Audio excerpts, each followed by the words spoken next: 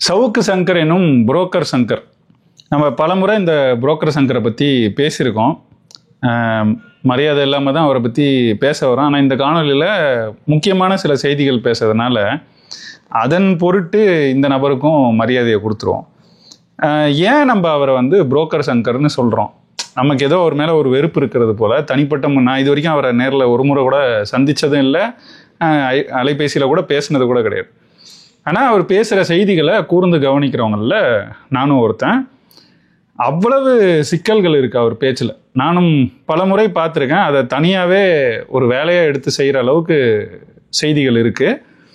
அதை பற்றி இன்னும் கொஞ்சம் விரிவாக பின்னாடி பேசுகிறேன். ஆனால் ஏன் நம்ம இவரை சொல்கிறோம் அப்படின்னா அதுக்கு பல காரணங்கள் இருக்குது. முக்கியமான ஒரு காரணத்தை பற்றி தான் இந்த காணொலியில் நம்ம விரிவாக பேச போகிறோம். என்னென்னா, எல்லாருக்கும் நினைவு இருக்கும், பிடிஆர் ஃபைல்ஸ், பிடிஆர் ஆடியோ.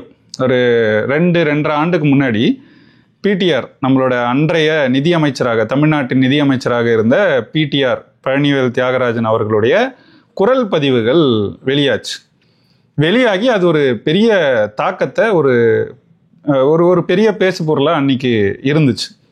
அந்த குரல் பதிவை வெளியிட்டதே இந்த சவுக்கு சங்கர் தான். இப்போ சவுக்கு சங்கர் அவர் ஒரு ஜேர்னலிஸ்ட் மாதிரி இருக்கார், ஒரு செய்தியாளர், பத்திரிகையாளர். என்ன செய்யணுமோ அதை தானே செஞ்சார். அப்படின்னா அவர் இதை மாதிரி செய்யறதுக்கு பின்னாடி எல்லாத்துலேயும் ஒரு காரணம் இல்லை, பல காரணங்கள் இருக்கிறத நம்ம பார்க்குறோம். அந்த மாதிரி இந்த காணொலி அப்போ வெளியான அந்த குரல் பதிவு பொய்ன்னு பிடிஆர் தரப்பில் சொல்லிட்டாரு. அதை பற்றி ஏற்கனவே பிடிஆரே பொய்ன்னு சொல்லிட்டாரு. இதுக்கு மேலே நான் அதை பற்றி பேசி இதை மாதிரி வேலைகளை செய்கிறவங்களுக்கு விளம்பரம் தேடித்தர விரும்பலைன்னு முதல்வர் மு.க. ஸ்டாலின் அன்றைக்கே சொல்லியிருந்தார். இப்போ அதோட முடிஞ்சிருச்சுன்னு அன்றைக்கே அது ஊற்றி மூடப்பட்டது. அது இன்னைக்கு வரைக்கும் ஒன்றும் பெரிய பேசு பொருள் ஆகலை. ஆனால் இன்றைக்கு சவுக்கு சங்கர் அவர்கள், இன்றைக்குனா சில நாட்களுக்கு முன்னாடி, அவர் இதை பற்றின ஒரு உண்மையை வெளிப்படுத்தியிருக்கிறார். அவர் வெளிப்படுத்தின அந்த உண்மை என்ன? அந்த குரல் பதிவு உண்மையா இல்லையா? அதை உண்மையிலேயே அது பதிவு செஞ்சது யாரு? அதை பற்றின செய்திகளை சவுக்கு சங்கர் ஏன் இப்போ சொல்கிறாரு? இப்போ அவர் சொன்ன பிறகும் இந்த ஊடகங்கள் அதை எடுத்து பேசாததுக்கு காரணம் என்ன? இவ்வளவு பெரிய ஒரு உண்மை வந்த பிறகும் இங்கே இருக்கும் துறைகள், அரசுகள், அதிகாரங்கள் அதை பற்றின எந்த நடவடிக்கையும் எடுக்காமல் கடந்து போகிறதுக்கான காரணம் என்ன? இது எல்லாத்த பற்றி தான் இந்த காணொலியில் விரிவாக பேச போகிறோம். வாங்க பேசலாம்.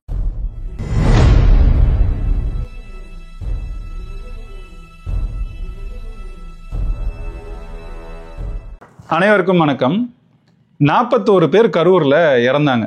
மீண்டும் கரூரா 41 பேரை தாவேக்காவா விஜயான்னா வேற வழி இல்லை. இந்த காணொலியோட தொடக்க புள்ளியும் கடைசி புள்ளியும் அங்கிருந்து தான் தொடங்குது. அதனால இந்த காணொலியிலையும் நம்ம விஜய் தாவேக்காவை பற்றி பேச வேண்டிய தேவை ஏற்பட்டிருக்கு.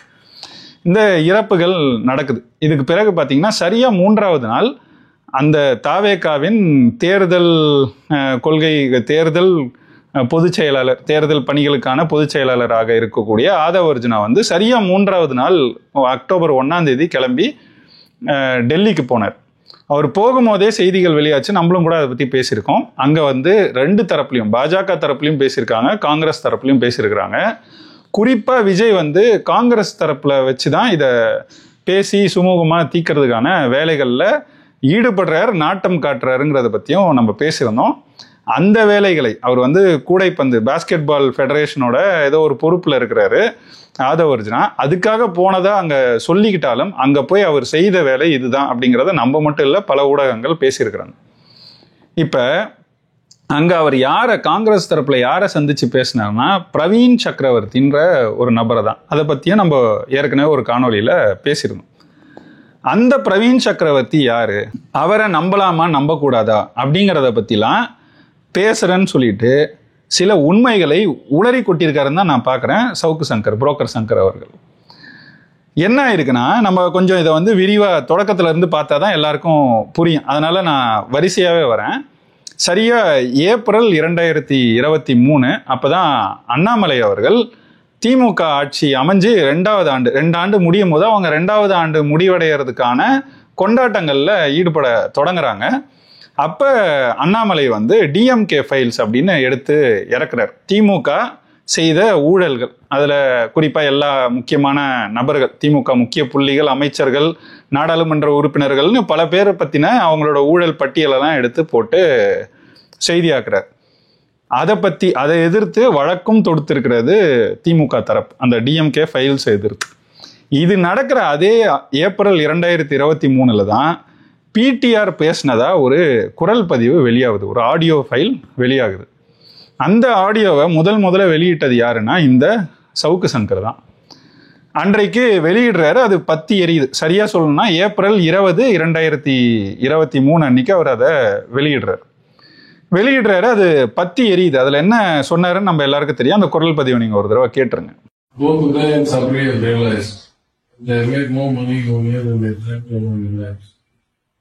And now it's getting to be a problem. How to handle it, how to make it, how to make it clear.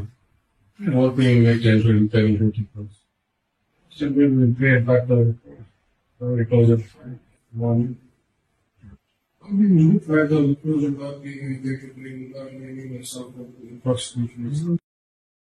கேட்டீங்கல்ல, 30,000 கோடி ஒரு ஆண்டுல 30,000 கோடியை இவங்க சம்பாரிச்சிருக்காங்க. அது பேர் சொல்லி சொல்றாரு உதயநிதியும் சபரீசனும். முதல்வருடைய மகனும் மருமகனும் இவ்வளவு சம்பாரிச்சிருக்கிறாங்க.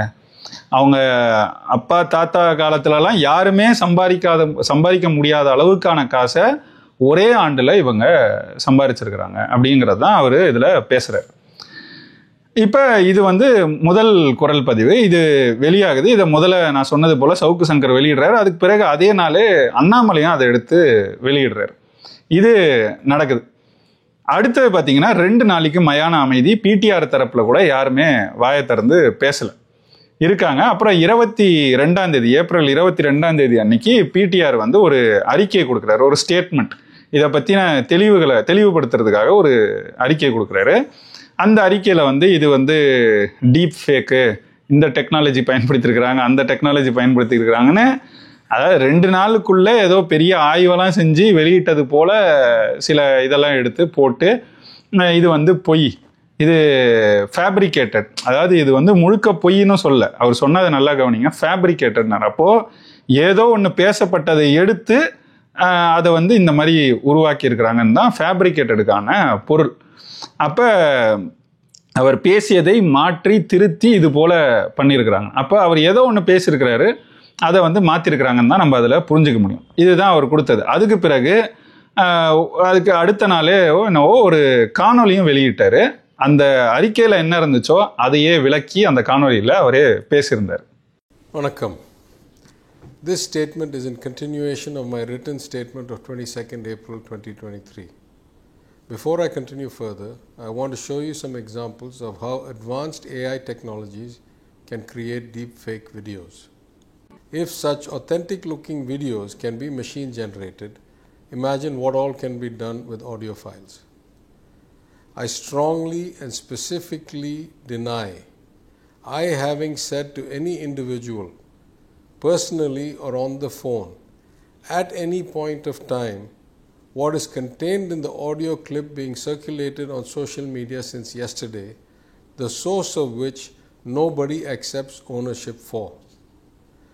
The state president of the BJP has descended to posting an audio of somebody telling nobody about some others. This is the base level of his politics. Under the leadership of our Honorable Chief Minister Thiru M.K. Stalin, we have delivered record-breaking, innovative and compassionate administration in the 2 years since we came to office, what we call the Dravidian model of governance. To achieve these lofty goals, we have brought in major financial reforms and have achieved within 2 years what has not been attempted in the past decade. These results are also superior to what the Union government has achieved in the last decade. A direct comparison will show the true worth of the Dravidian model. Certain forces are unable to digest these achievements, so they are indulging in using advanced technologies and cheap tactics such as releasing these fabricated audios to disrupt our good work. Our Honorable Chief Minister is not only the guiding light of Tamil Nadu but the hope of our country.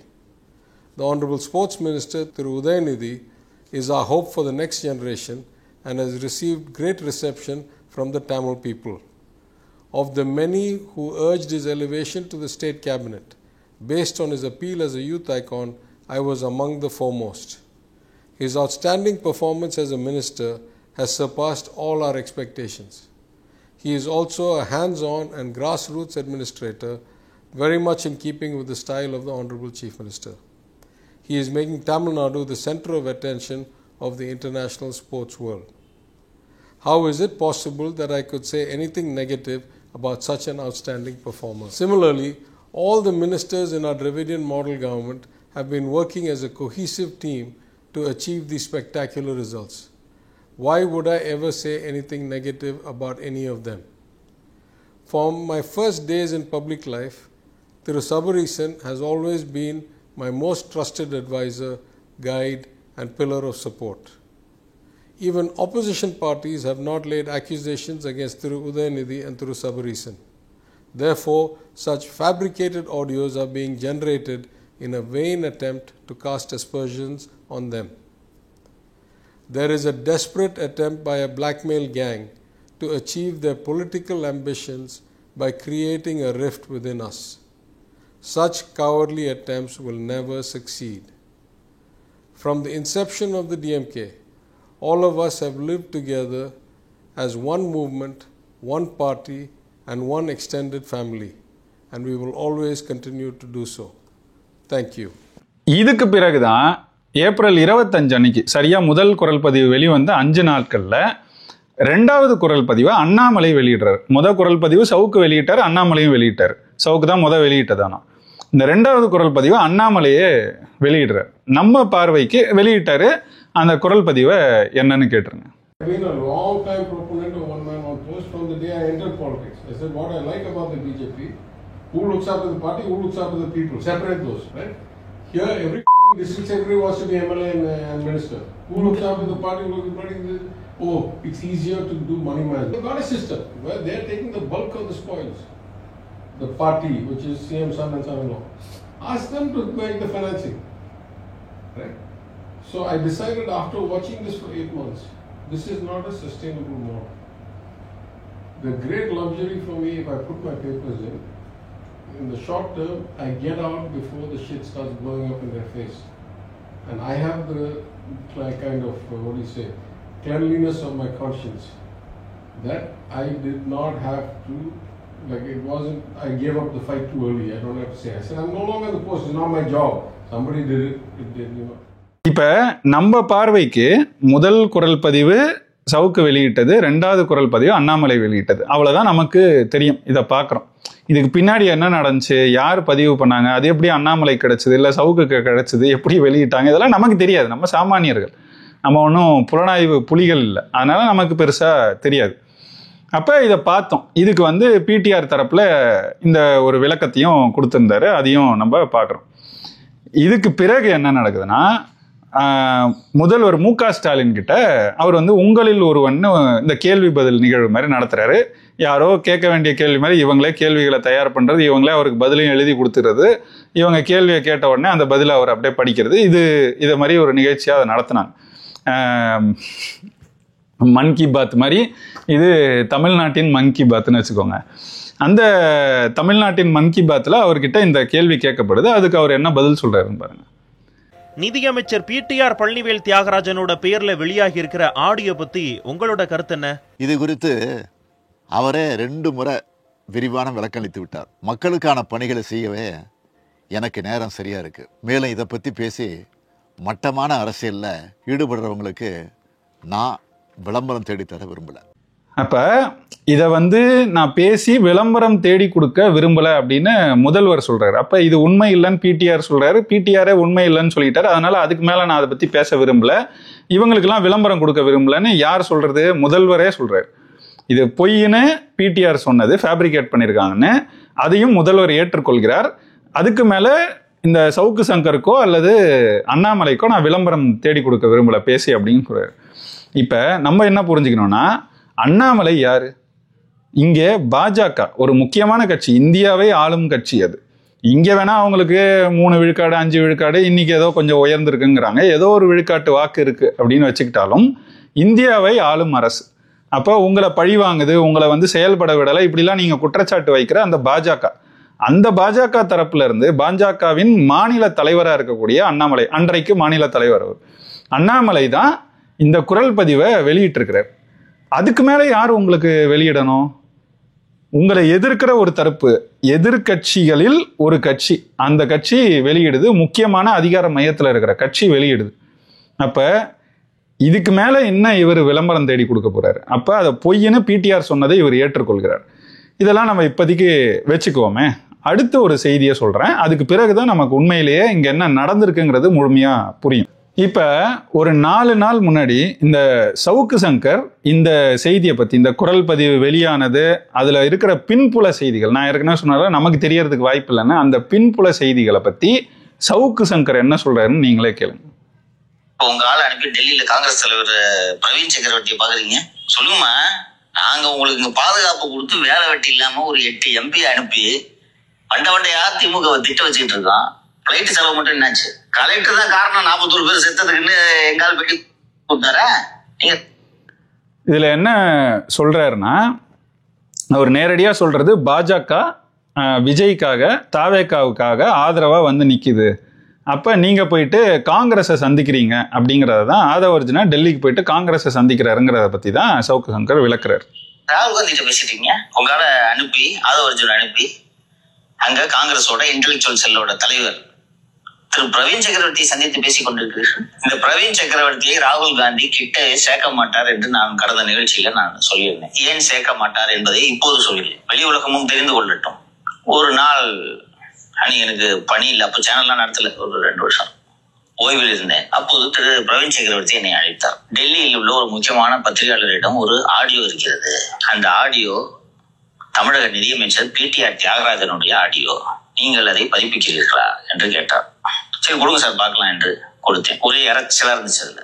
எனக்கு இது என்னது போட்டா இது என்ன பேசுறீங்கன்னு புரியல, ஏதோ PTR குரல் வருது, அது என்னன்றது டீட்டெயிலா தெரியல என்று சொல்லிட்டு சரி சார் பாக்குறேன் சார் அப்படின்னு சொல்லிட்டு 10 கேட்டுக்கு தூங்கிட்டேன். நான் அன்னைக்கு ஒரு விடுமுறை நாள், ஞாயிற்றுக்கிழமை தான் நினைக்கிறேன், தூங்கிட்டேன். நைட்டு 7 மணிக்கு திரும்பி அழைச்சு நீங்க போடுறீங்களா இல்லையா, இல்லைன்னா வேற சேனலுக்காக கொடுத்துருவேன் அப்படின்னு ஒரு ஜேர்னலிஸ்டோட கியூரியாசிட்டி, ஐயோ நமக்கு எக்ஸ்க்ளூசிவா கிடைச்சது, நம்ம ஏன் இதா விடணும் அப்படின்னு சொல்லிட்டு நான் எனக்கு தெரிஞ்ச அப்போ யூடியூப் சேனல் வச்சிருந்த நண்பர்கள்ட்ட அனுப்பிச்சு இதுல நாய்ஸை குறைச்சு கொடுங்கன்னு சொன்னோன்னே அவங்க அப்புறம் நாய்ஸை குறைச்சு கொடுத்தேன், எடுத்து போட்டேன் ட்விட்டர்ல.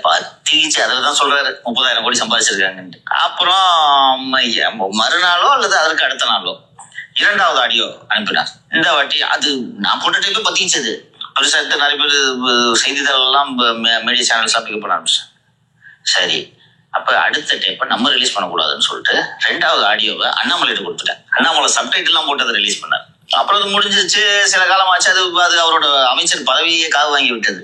நானு ரொம்ப நாளைக்கு யாரோ ஒரு ஜேர்னலிஸ்ட் இருந்து கிடைச்சிருக்கு, ஏன்னா ஐபிகிபி அவனாவது ரெக்கார்ட் பண்ணிருப்பேன், யாராவது போயிருக்கும், அங்க போயிட்டு இது சர்க்குலேட் ஆகும், டெல்லியில இது மாதிரிலாம் ஃபைல்ஸ் சர்க்குலேட் ஆகும், அது மாதிரி ஆயுது நமக்கு வந்திருக்கு நினைச்சுன்னு அதுக்கு மறந்துட்டு பெருசு கொடுத்து. பிறகு சில நாட்கள் கழித்து பார்த்தால் ஒரு எனது அருமை நண்பர், அவரது இலக்காலம் மாற்றப்பட்ட பிறகு அருமை நண்பர் திரு பிடிஆர் தியாகராஜனையே சந்திக்க நேர்ந்தது. அவர் வீட்டுக்கு போயிருந்தேன். அப்போது அவர் உரையாடி கொண்டிருந்த போது ரொம்ப மனசு உடஞ்சு இருந்தாரு.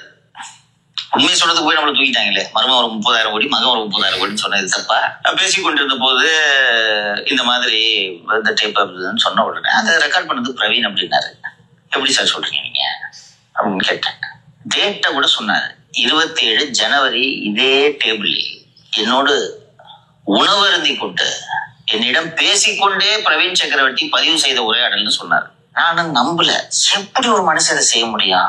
பிடிஆருக்கும் வேணும், நம்மள மாதிரி ஆட்கள்லாம் நம்ப மாட்டாரு. அவரு காங்கிரஸ்ல இன்டெலெக்சுவல் செல்ல இருக்கிறான்னா இவன் எவ்வளவு பெரிய புத்திசாலியா இருப்பான் அப்படின்னு அவனை கூப்பிட்டு உட்கார வச்சுட்டு இல்லாத கதையெல்லாம் சொல்றது. இவன் பயங்கர இன்டெலெக்சுவல், 2 இன்டெலெக்சுவல் விவாதிக்கிறோம் இவன்ட்ட சொல்றது. அவன் எப்படிப்பட்டவனா இருந்தானா பாயில போன் ஆன் பண்ணி ரெக்கார்ட் பண்ணுவான். இது எனக்கு உண்மையிலே ஷாக்கு. நானும் அவர்கிட்ட திரும்பி கேட்கிறேன், எப்படி கரெக்டா சொல்றீங்க நீங்க?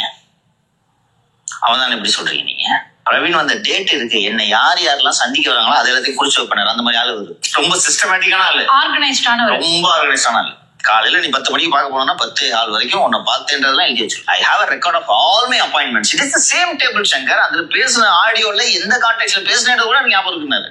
அதற்கு பிறகு காங்கிரஸ் தலைமையில இது லேசா அரசியல் வட்டாரத்துல இது எப்படி வெளியில போச்சுன்னு கசிஞ்ச உடனே இது உளவுத்துறையும் ஒட்டு கேட்கல, வேற எதுவும் ஒட்டு கேட்கல, இவன் தான் இது ரிலீஸ் பண்ணுது அப்படின்னு சுத்தி சுத்தி சோரசிட்டு வந்துட்டாங்க. ராகுல் காந்தி ஆபீஸ்ல இருந்து எனக்கு கால் வருது. ராகுல் காந்தியோட உதவியாளர் Shankar, you are on speaker, leader is listening. எப்படி வந்துச்சு டேப்பு, என்ன கான்டாக்ட் சொல்லணும் நான் இயல்பா சொல்லிட்டேன். உண்மையிலேயே யாராவது ஜேர்னலிஸ்ட் வந்துருச்சுன்னா அது கதை வேற. நான் ஜேர்னலிஸ்ட் வந்து அது உண்மையா இருந்துச்சுன்னா நான் பிரவீன் பேரை சொல்லியிருக்க மாட்டேன். ஏன்னா இவர் என் சோர்ஸ், ஆடியோக்கான சோர்ஸ் எனக்கு தெரியாது, பிரவீன் பேரை நான் சொல்லியிருக்க மாட்டேன். இங்கதான் வந்துச்சு சார்னு சொல்லிப்பேன். பட் கூட உட்காந்து பேசிக்கிட்டு இருந்துட்டு ரெக்கார்ட் பண்றேன்னா அது இழிவான செயல். எனக்கு ஒன்றும் தயக்கமே இல்லை. நான் இந்த மாதிரி ராகுல் கேட்டுக்கிட்டு இருக்காரு, சங்கர் ஸ்பீக்கர்ல இருக்கிறாரு, நீ சொல்லணும்னா நான் சொல்லிட்டேன். இந்த கான்டெக்ட்ல வந்துச்சு, ஃபர்ஸ்ட் டேப் வந்துச்சு, ஒரு இறைச்சலா இருந்துச்சு, நான் போடல. நைட்டு போன் பண்ணி என்ன நீ போடுறியா வேற ஏதாவது கொடுக்கான்னு கேட்டாரு. நான் எதையோ நானே போடுறேன்னு சொன்னேன். ரெண்டாவது டேப்ப நான் அண்ணாமலைக்கு கொடுத்தேன் அப்படின்னு சொல்லிவிட்டேன். இப்படிப்பட்ட நபரை ராகுல் காந்தி முடிவெடுக்கும் விஷயங்களில் கலந்தாலோசிப்பாரா அல்லது அவர் ஆலோசனைகளின்படி முடிவெடுப்பாரா? இவரைத்தான் விஜய் நம்பிக்கிட்டு இருக்காரு. இப்போ உங்க ஆளை அனுப்பிட்டு புரிஞ்சுதா? அவன் பிரச்சனை இதுதான், அதாவது அவர் பிரச்சனை இதுதான். இதில் பல செய்திகள் இருக்குது, நம்ம ஒவ்வொன்றா பார்ப்போம். முதல் குரல் பதிவு இந்த பிரவீன் சக்கரவர்த்திங்கிறவர் கொடுத்தாருங்கிறார். அவர் காங்கிரஸ்காரரு, காங்கிரஸும் திமுகவும் கூட்டணியில் இருக்குது. அந்த காங்கிரஸை சேர்ந்த டெல்லி நபர் ஒருத்தர் பிடிஆரை சந்திக்கிறார். சந்திப்புகள்லாம் அதெல்லாம் இயல்புன்னு வச்சுக்கோங்க, சந்திக்கிறாங்க, பேசுகிறாங்க. அப்போ ஒன்று பேசப்படுது, அதை அவர் பதிவு செஞ்சிட்டாரு.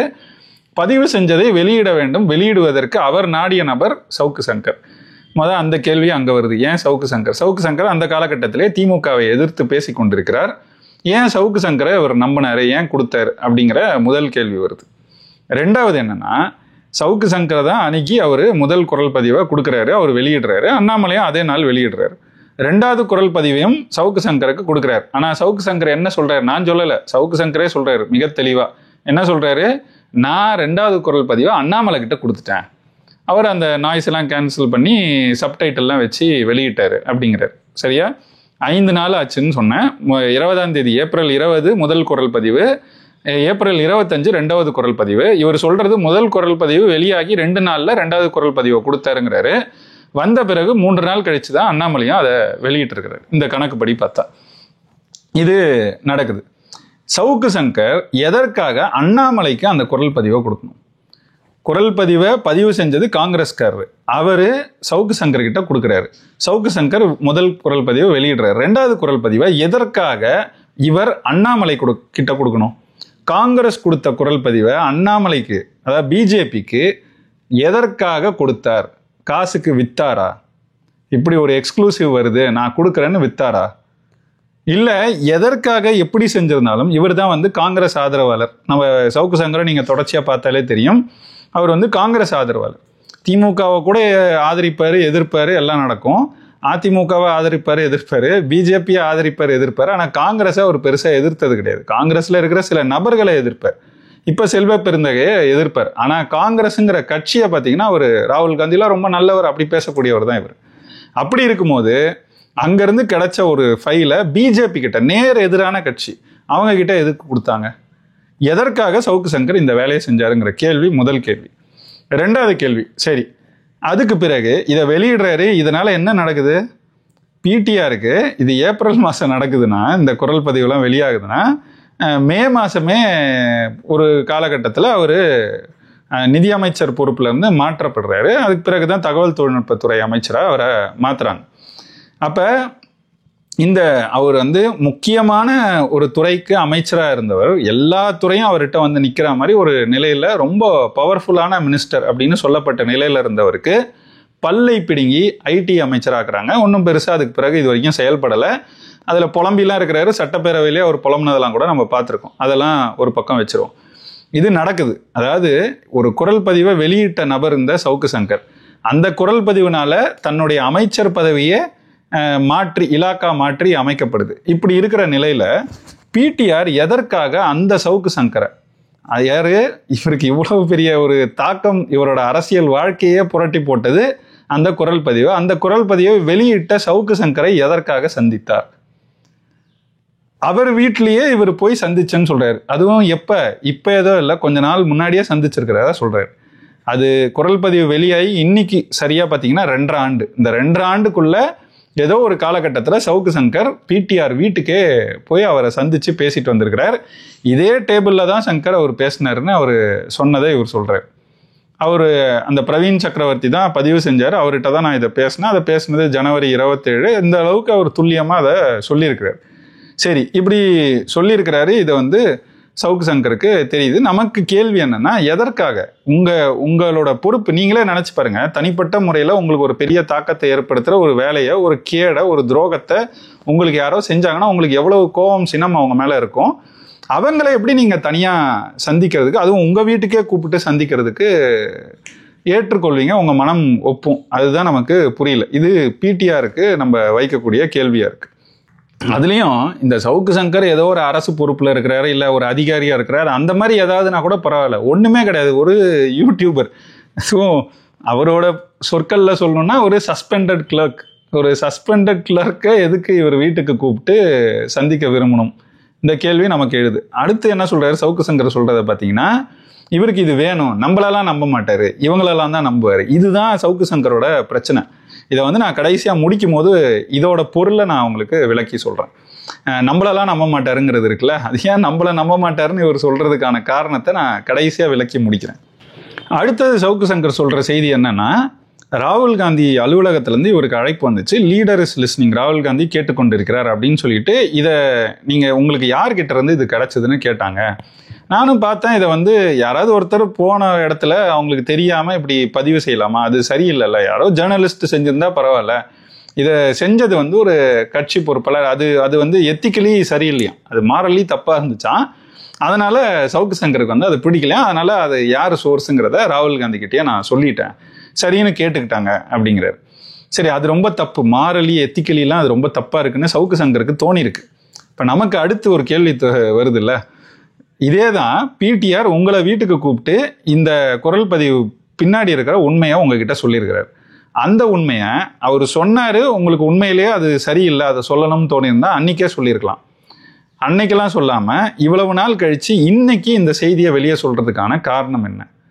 உங்ககிட்ட தனியாக சொன்ன செய்தியை இப்படி வெளியில் சொல்கிறதுக்கான காரணம் என்ன? அதையும் அப்படி உங்களுக்கு அது ஒப்பவில்லைன்னா அன்றைக்கு அப்போவே வெளிப்படுத்தாமல் இவ்வளவு நாள் கழித்து இன்னைக்கு வெளிப்படுத்துறதுக்கான காரணம் என்ன?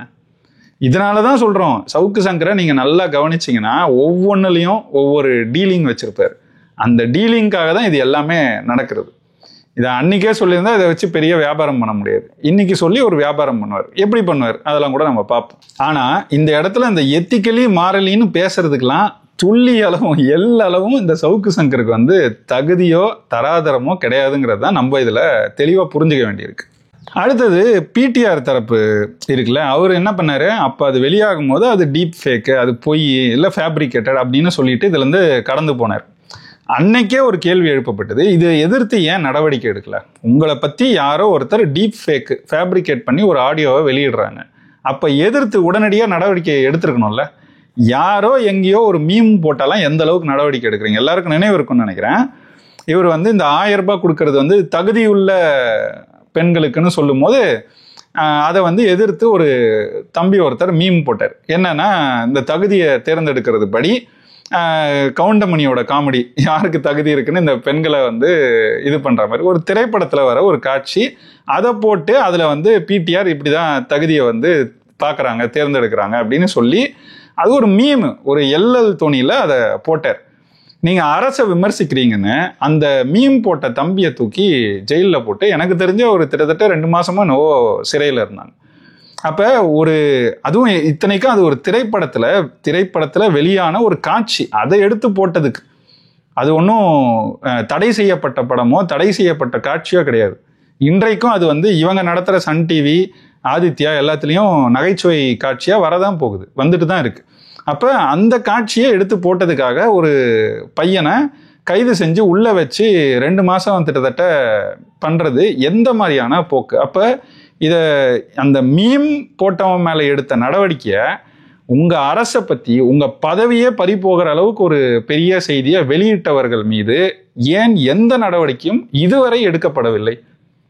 டீப் ஃபேக்னா குறைஞ்சது என்னை பற்றி இப்படி ஒரு ஃபேப்ரிகேட்டான ஒரு ஆடியோ வெளியிட்டதுக்கு சவுக்கு சங்கர் மேலே என்ன நடவடிக்கை ஏதாவது நடவடிக்கை எடுத்திருக்கணும்ல. இவர் அமைச்சர்ல, சரி, அமைச்சர் எடுக்கல, முதலமைச்சர் எடுத்திருக்கணும்ல. நேரடியாக முதலமைச்சரின் மகன் மருமகனை பற்றி தான் பேசியிருக்கு. ஃபேப்ரிகேட் பண்ணதுனாலும் கடைசியில் அவ பெயர் யாருக்கு? முதலமைச்சர், அவருடைய ஆட்சிக்கு. அப்போ முதலமைச்சர் இதில் நடவடிக்கை எடுத்திருக்கணும்ல.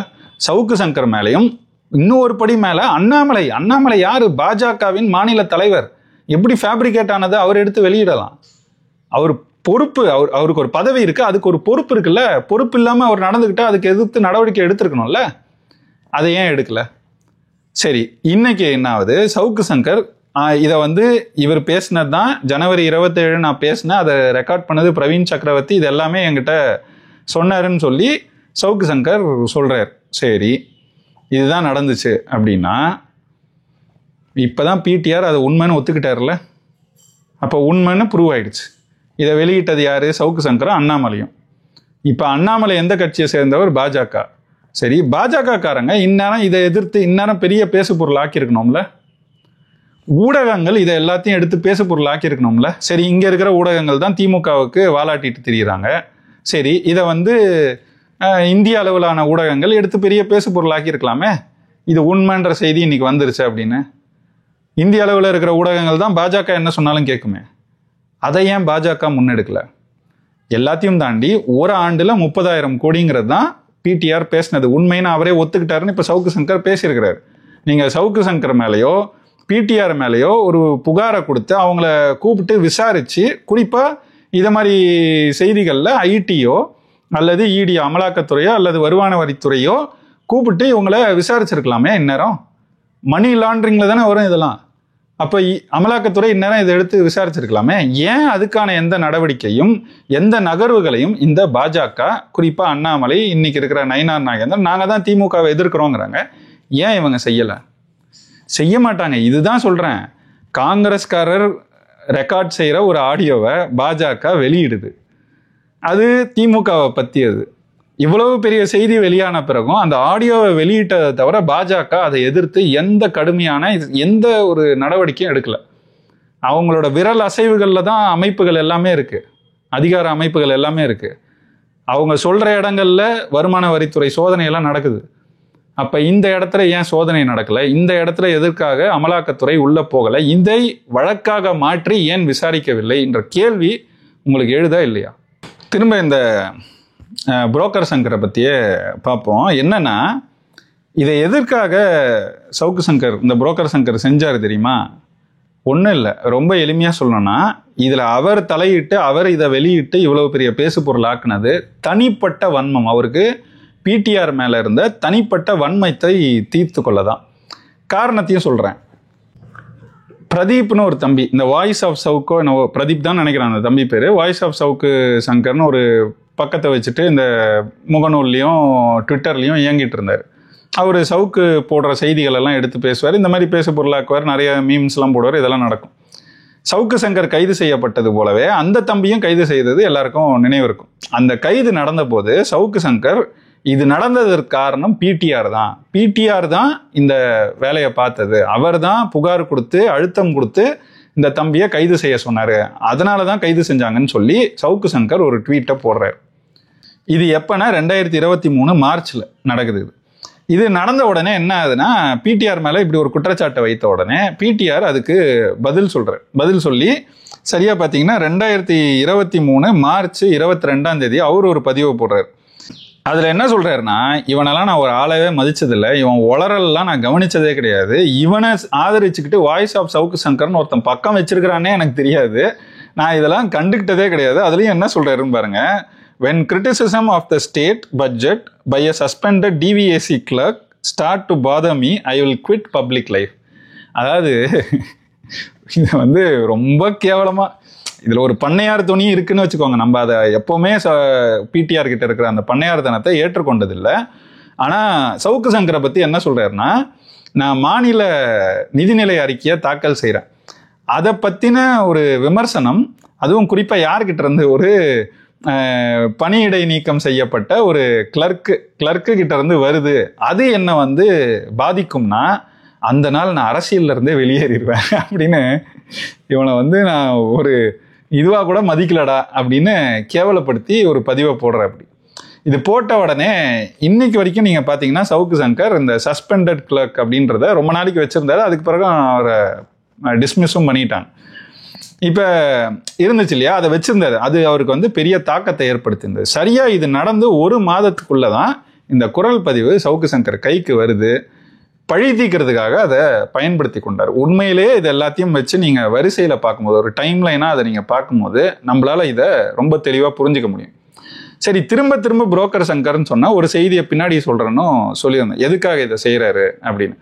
அதை குறிப்பாக அவர் சொன்ன அந்த வரியோடு சேர்த்து சொல்லணும். என்னென்னா, இதெல்லாம் பிடிஆருக்கு வேணும். ஏன்னா நம்மள மாதிரி ஆட்கள்லாம் நம்ப மாட்டார். இன்டெலெக்சுவல் காங்கிரஸில் இருக்கிறாரு அப்படின்னா அவரை நம்புவார். அதனால தான் இதெல்லாம் அவருக்கு நடந்துச்சு அப்படின்னு சொல்கிறார் இல்லையா.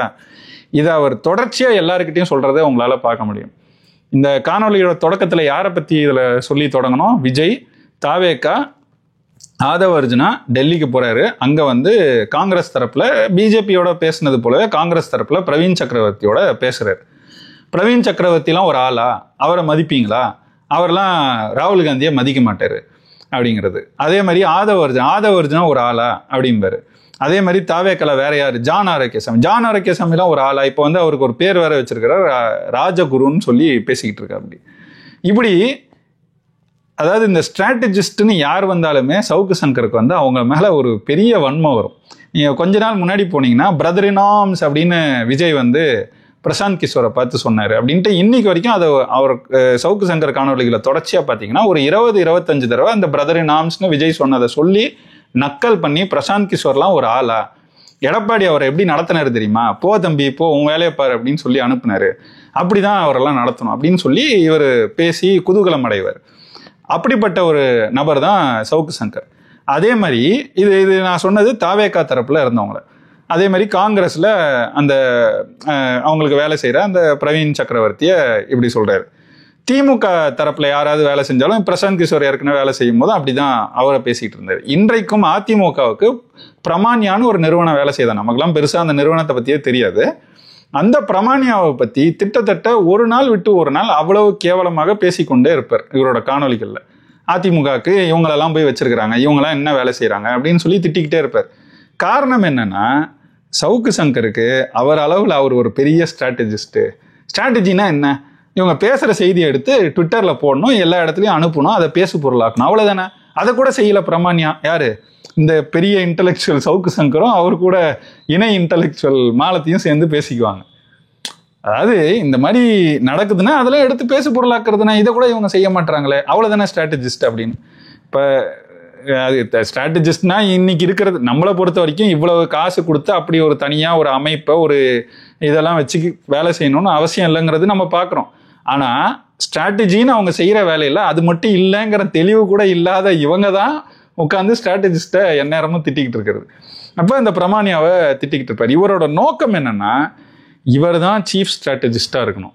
இவர்கிட்ட எடப்பாடியாக இருந்தாலும் சரி, விஜயா இருந்தாலும் சரி, யாராக இருந்தாலும் இவர்கிட்ட கேட்டுட்டு இப்படி நடக்கலாமா, இப்படி கூட்டணி வைக்கலாமா, இப்படி செயல்படலாமா, இந்த இடத்துல கூட்டம் போடலாமா, அந்த கூட்டத்தை இப்படிலாம் அவர்கிட்ட கேட்டுட்டு செய்யணுங்கிற அளவுக்கு அவருக்கு ஒரு எண்ணம் இருக்கு. அந்த பாதிப்பு தான் ஸ்ட்ராட்டஜிஸ்ட் எவனை பார்த்தாலும் திட்டுறது. அதாவது இன்னைக்கு வந்து பேசி வாய் வியாபாரம் செய்து சம்பாதித்து கொண்டிருக்கிறார். நீங்க ரொம்ப எளிமையா பாருங்க, எந்த ஆதாயமும் இல்லாம சவுக்கு சங்கர் இந்த காணொலியை, தனக்கு கிடைத்த காணொலியை, ஒரு குரல் பதிவை அண்ணாமலைக்கு கொடுத்திருப்பாரா? எந்த ஆதாயமும் இல்லாம எவ்வளவோ நாள் ஆச்சு இந்த மாதிரி ஒரு செய்தி நடந்து. இவர் பிடிஆரை சந்திச்சும் ரொம்ப நாள் ஆச்சு. ஏன்னா பிடிஆரை சந்திச்சிருக்கிறார், அப்பதான் இவருக்கு பிரவீன் சக்கரவர்த்தின்னு தெரிஞ்சிருக்கு. அதுக்கு பிறகு ராகுல் காந்தி கிட்ட இருந்து இவருக்கு அழைப்பு வந்திருக்கு. அப்ப ராகுல் காந்தி கிட்ட சொல்லியிருக்கிறார். இதெல்லாம் நடந்துச்சுன்னா அந்த காலகட்டத்திலேயே பொதுவில் வெளிப்படுத்தாம இவ்வளவு நாள் அமைதி காத்துட்டு இன்னைக்கு வந்து எதுக்கு பொது வெளியில அது பிரவீன் சக்கரவர்த்தி காங்கிரஸை சேர்ந்தவர் தான் பதிவு செஞ்சார், வெளியிட்டார், அதை ஏன்ட்ட பிடிஆரே சொன்னார்னு இப்ப பிடிஆரை அம்பலப்படுத்துறார். எதற்காக? இது எல்லாத்தையும் கோர்த்து பாருங்க, எவ்வளவு ஆபத்தான நபர் இந்த நபர்னு உங்களுக்கு புரியும். கூடுதலா ஒண்ணு சொல்லிக்க விரும்புறேன். இந்த நபர் தினமும், இது ஒரே ஒரு சாம்பிளுங்க, ஒரு சாம்பிள் நான் எடுத்து இப்படி காமிச்சேன். இந்த மாதிரி தினமும் 2-3 சாம்பிள் நம்ம எடுத்து வெளியிடலாம். அந்த அளவுக்கு செய்திகளை இவர் சொல்லி கொண்டே போறார்.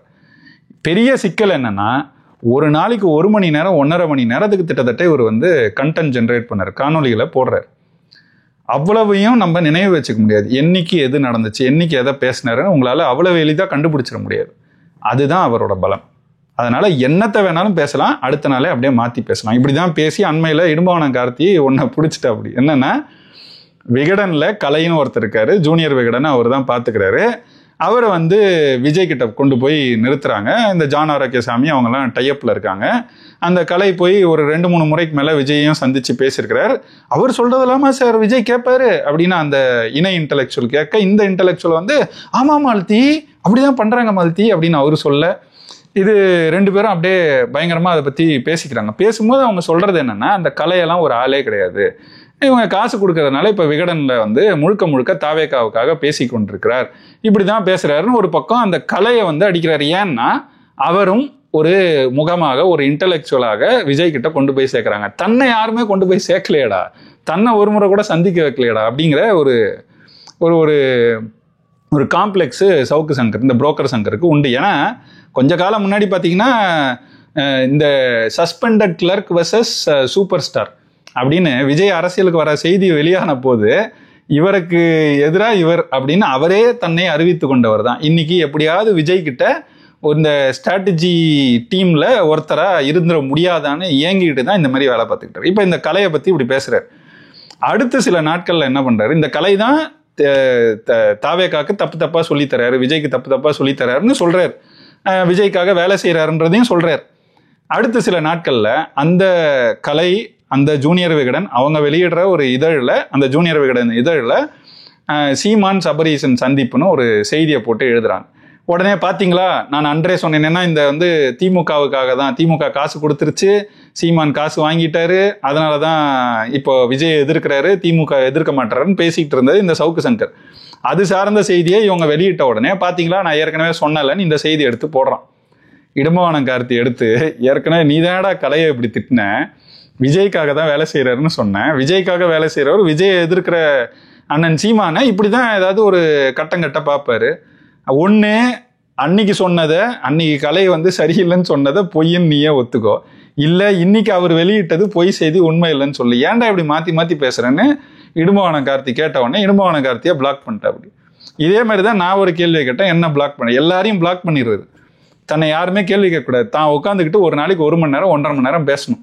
கேட்குறவங்க யாருக்கும் எந்த வேலை வெட்டி இல்லாமல் இவனை மாதிரியாக நம்ம உட்காந்துருப்போம். அதனால நம்ம வந்து பெருசாக இது எல்லாத்துலேயும் கவனம் செலுத்த முடியாது. அதுதான் இவருடைய பலம். உண்மையிலேயே இந்த நபரை அம்பலப்படுத்த வேண்டும்னு யாராவது ஒரு 3-4 பேர், ஒரு 5 பேருக்கு உங்களுக்கு ஆற்றல் இருக்குன்னா நீங்கள் வந்து ட்விட்டர் வழியாவோ எது வழியாவோ நம்மளை தொடர்பு கொள்ளுங்க. நான் செய்திகளை தரேன். இந்த மாதிரி ஒரு காணொலி பண்ணுறதுக்கு எனக்கு வந்து கொஞ்சம் நேரம், இதை வந்து தொகுக்கணும், எடுக்கணும், எப்படி இதை கொண்டு போகணும்னு பார்க்கணும். அப்போ இந்த நேர குறைபாடு தான் எனக்கு. மற்றபடி செய்திகளை நான் உங்களுக்கு சொல்ல முடியும். இதை எடுக்கணும்னு விருப்பம் இருக்கிறவங்க தொடர்பு கொள்ளுங்க. கட்டாயம் இந்த நபரை அம்பலப்படுத்தி, நீங்கள் தனியாக யாராவது யூடியூப் சேனல் வச்சுருக்கீங்கன்னா கூட தினம் இந்த மாதிரி காணொலியை போட்டு, உண்மையிலேயே இந்த நபர் இன்றைக்கு லட்சக்கணக்கில் பார்வையாளர்களை ஈட்டி பெரிய சம்பாத்தியத்தை ஈட்டிக்கிட்டு இருக்கார். நீங்களும் அதில் ஒரு பங்கை நீங்களும் ஈட்டக்கூடும். இதில் உண்மையிலேயே எக்கனாமிக்ஸாக பார்த்தா கூட இதில் ஒரு லாபம் இருக்குன்னு தான் நான் பார்க்குறேன். அது மட்டும் இல்லாமல் இந்த நபர் அம்பலப்படுத்தப்பட வேண்டிய நபர், அதற்காகவாவது நாம் அம்பலப்படுத்தணும். அப்படி தான் இந்த ஒரு செய்தியை கொஞ்சம் எடுத்து விரிவாக பேசினேன். இந்த காணொலியை இதுவரைக்கும் பார்த்தவர்களுக்கு நன்றி. இந்த செய்தியை பெரிய அளவுக்கு பரப்புங்க. இதை சின்ன சின்ன காணொலிகளாக நானும் வெட்டி போடுறேன். முடிஞ்சால் உங்களாலையும் அதை வெட்டி எந்த பகுதியில் கொண்டு போய் சேர்க்கணும்னு நினைக்கிறீங்களோ அதை நீங்கள் செய்யுங்க. எல்லாத்தையும் தாண்டி நம்ம வலைவலியை கடந்த சில நாட்களில் 2 முறை நான் சொல்லியிருந்தேன்.